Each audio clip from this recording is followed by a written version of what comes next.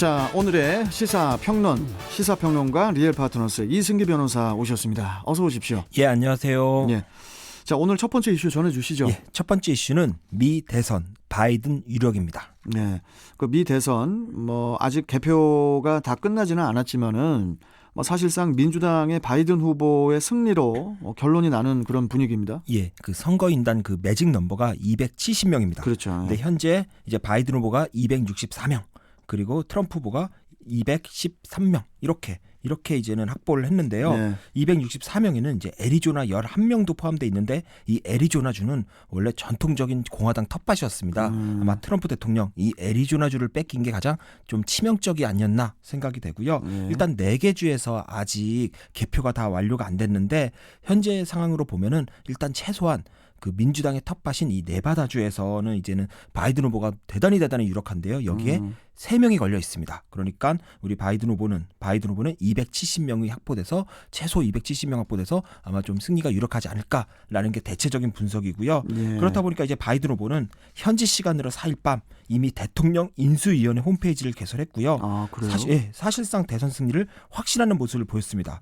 또한 트럼프 정부가 탈퇴한 이 파리 협약, 그러니까 파리 기후 변화 협약 여기에 복귀를 선언했는데요. 그 복귀 시기를 정확히 77일 안에 복귀하겠다라고 못 박았습니다. 이 바이든 후보가 정한 77일은 정확히 미국 대통령 취임식이 열리는 1월 20일까지 남은 기간입니다.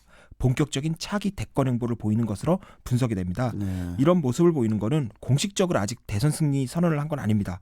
하지만 당선 가능성이 유력해지자 정권 인수를 위한 사전 작업에 착수함으로써 이 트럼프 대통령의 불복 움직임을 사전에 무산시키고 또 개표 결과에 세기를 받겠다 이런 의지로 보입니다.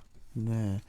그런데 이번 그 대선 결과를 두고 지금 미국 내 갈등이 되게 심상치가 않습니다. 예, 투표 결과에 이제 불복하는 친 트럼프 세력과 또 이를 규탄하는 세력들이 모두 거리에 나섰는데요. 민심이 이제 양극화된 상황입니다. 이제 트럼프 지지자들은 개표 중단이라는 구호를 외치고요. 또 바이든 지지자들은 마지막 한 표까지라는 구호를 외치며 이 개표소까지 찾아가 이제 대립을 하기도 했습니다. 네. 일단 미 각지에서 산발적인 시위가 발생하고 있는데요. 일부주에서는 이제 시위대가 인근 상가를 파손하고 또 도로를 점거해 또 불을 지르는 이런 폭력적인 행태도 나타나고 있습니다.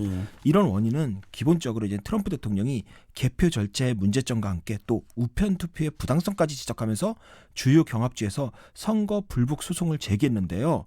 특히 우리 승리 만약에 나는 승리했다라고 하면서 조기 승리 선언을 하면서 우리의 승리를 도난당하고 있다라는 표현을 썼습니다. 이렇기 때문에 이제는 시위 열기는 쉽게 가라앉지 않을 것으로 보입니다. 특히 이제는 트럼프 대통령이 여러 곳에 이제 소송을 제기했는데 미시간에서 이제는 개표 중단 소송은 기각이 됐습니다. 그러니까 이제 트럼프 대통령이 많이 화가 났죠. 이렇게 말했습니다. 이 바이든이 이긴 나머지 주에서 모든 주에서 선거 부정으로 인한 법적인 투쟁을 계속하겠다. 증거는 많다. 우리는 이길 것이다. 라는 말을 했는데요. 트럼프 대통령 캠프 안에 이 변호사만 1000명이 넘게 있다고 합니다. 그래서 이제 주마다 이제는 다 문제점을 찾아서 소송 대기를 준비를 하고 있다고 합니다. 아니 지금 미국에 지금 전쟁 났습니까 지금? 예. 와 진짜 이 트럼프 대통령 역사적으로 이분 남겠네 진짜로. 예. 사실 민주주의라는 거는 미국이 이제 전 세계에 전파하는 전파하는 그런 요소인데 참 이게 안타까운데 미 대선 그 결과가 나올 때까지 좀 계속 지켜봐야 될 것으로 보입니다. 대통령하고 공화당이 계속 이렇게 나오면은 미국이 더 혼란스럽게 되고 더 세계적으로 망신이 돼요. 예, 맞습니다. 망신이란 말이 맞죠. 뭡니까 이게 지금? 아이고 참. 자, 또 다음 이슈 전해주시죠. 예, 다음 이슈는 살인자의 기억법 결론은입니다. 살인자의 기억법이요? 이거 무슨 소설 제목 같은데 이게 지금 어떤 내용입니까? 예, 어제 대법원이 전 남편을 살해하고 시신을 유기한 혐의로 재판을 받아온 이 고유정에게 최종 무기징역형을 선고했습니다. 예. 그리고 또 여성 2명을 잔혹하게 살인한 이 최신종에 대해서도 아직 1심이긴 하지만 일단 무기징역형이 선고가 됐습니다. 예. 그런데 두 사건 모두 공통점이 있는데요. 모두 살인자들이 기억하는 사건 내용이 다르다는 겁니다. 그러니까 그 법원의 판결 내용과 다르다는 거죠. 범행 과정이나 동기 이런 것들이요. 그런데 어제 법원이 이 살인자들이 기억하는 내용을 인정하지 않았습니다. 보통 법원에서는 이제 신빙성이 없다라고 표현하는데요. 한마디로 믿을 수 없다라는 말과 똑같습니다. 그 고유정의 경우에 그 살인과 사체 손괴 또 사체 은닉 혐의로 구속 기소가 됐는데 그 사건 당시에 전 남편이 자신을 성폭행하려고 했다는 그런 주장을 계속 했었죠. 예, 결국 범행 동기를 우발적 살인으로 주장하는 건데요. 같은 살인이라도 이 계획적 살인이냐 우발적 살인이냐에 따라 형량이 달라집니다. 특히 성폭행과 같은 중대 범죄를 당하는 가정에서 만약에 살인이 이루어졌다? 그러면 이건 대폭 형량이 감경될 사안인 겁니다. 하지만 대법원은 이 성폭행 흔적이 발견되지 않았다. 그리고 고유정이 사건 발생 전 수면지하 흉기를 구입하고 혈흔 지우는 법을 인터넷에서 검색했다라는 점을 들어서 이제 우발적 살인이 아닌 계획적 살인이라고 해서 무기징역형을 확정한 겁니다. 다만 의붓아들 살해 혐의에 대해서는 살인을 입증할 결정적 증거가 없고 또 피해자가 이 함께 잠을 자던 아버지에 의해 눌러 사망했을 가능성이 있다며 원심의 무죄 판결 유지했습니다. 자, 그리고 그 자신을 그 무시한다는 이유로 여성 2명을 살해한 그 최신종 역시 그 재판에서 내가 그때 약에 취해가지고 기억이 가물가물하다, 이게 필름이 끊겼다, 이렇게 또 주장을 했어요. 이 강도와 강간 혐의에 대해서도 혐의를 완강히 거부하고 있고요. 심지어 약에 취해 내가 살인을 저질렀는지도 기억조차 나지 않는다라는 이런 주장도 했습니다.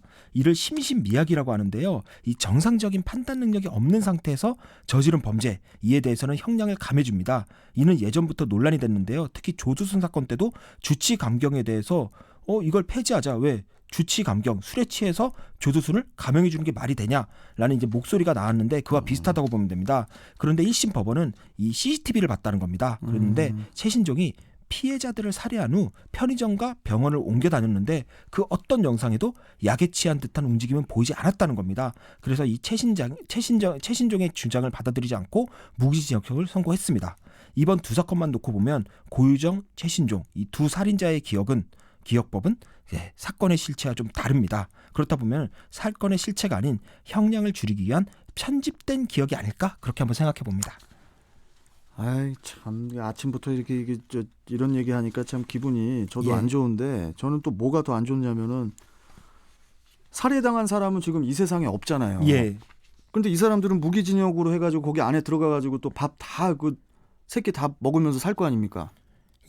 좀 운동 시간도 있습니다. TV도 보고.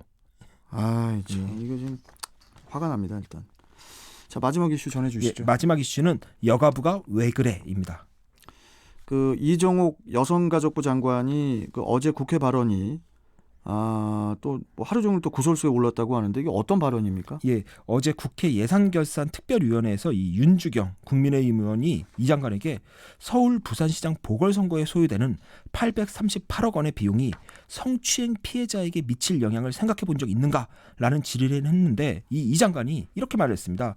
이렇게 큰 예산이 소요되는 사건을 통해 국민 전체가 성인지 감수성에 대한 집단 학습을 할 수 있는 기회가 된다고 생각한다 라고 한 겁니다.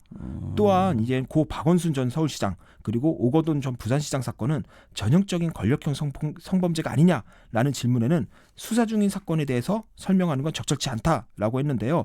오 전 시장 사건 같은 경우에는 당사자가 이미 범죄 사실을 인정을 했습니다. 그리고 사퇴도 했고요. 그런데 이에 대한 답변 조사도 회피한 것입니다. 현역 여가부 장관이 이 권력형 성범죄 사안에 대해 둔감한 모습을 보이고 오히려 약간 정치적 관점에서 해석한 점을 두고 이 여성계를 중심으로 비판이 상당한데요. 특히 수사 중인 사안이라 입장을 밝힐 수 없다는 발언은 이 수사기관이 할 말이지 사실 여가부 장관이 할 말은 아닌 것 같습니다. 뭐 그래서 그런지 이제 정치권에서도 지금 비난이 상당하죠. 국민의힘은 이거 여가부 장관이 N차 가야 한 거 아니냐라는 발언을 했고요. 또 정의당에서는 이 여가부 장관이 권력형 성범죄를 두둔하는 개변을 하고 있다. 여가부 장관이 심기를 살펴야 하는 것은 집권 여당이 아니라 피해 여성과 성폭력 위험에 노출된 대한민국 여성들이다라고 공식 논평을 했습니다. 정의당이. 그런데 특히 가장 뼈아픈 거는요. 자, 오거돈 전 부산시장 성폭력 사건의 피해자가 이번 이 장관의 발언을 듣고 이 사건이 전 국민의 성인지 학습 기회라고? 그럼 내가 학습 도구냐? 라면서 격하게 분노했다고 합니다. 그렇죠. 거의 뼈를 때리는 이제 말이라고 보면 되는데요. 반론의 여지가 없죠. 이 말에 대해서는.